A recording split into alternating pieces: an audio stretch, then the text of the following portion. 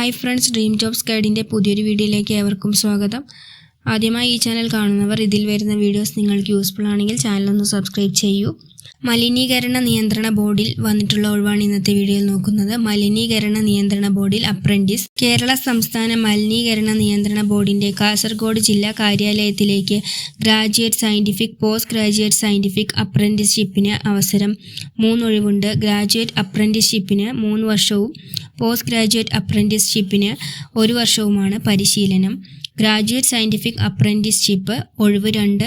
Stipend 10,000 രൂപ. യോഗ്യത BTech civil or chemical or environment. പ്രായം 28 കവിയരുത്. പോസ്റ്റ് ഗ്രാജുവേറ്റ് സയൻറ്റിഫിക് അസിസ്റ്റൻറ്റ് ഒഴിവ് 1. സ്റ്റൈപ്പൻഡ് ആദ്യ വർഷം 11,000 രൂപ, 2ാം വർഷം 12,000 രൂപ, 3ാം വർഷം 13,000 രൂപ.